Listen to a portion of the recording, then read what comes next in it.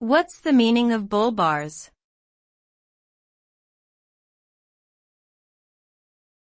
Bull bars.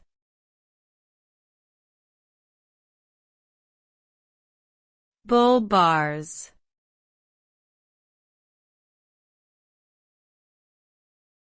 Bull bars.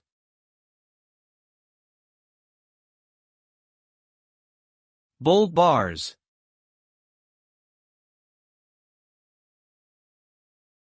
The term bull bars refers to a type of protective device that is attached to the front of a vehicle, usually a truck or SUV. Bull bars are designed to protect the vehicle from damage caused by collisions with animals or other objects. They are typically made from heavy-duty materials like steel or aluminum and are constructed in a way that allows them to absorb the impact of a collision. Bull bars are popular among off-road enthusiasts and are often used in rural areas where animal collisions are more common. While they can provide an added layer of protection, there is some controversy around their use due to concerns about safety and their potential to cause more harm in certain situations.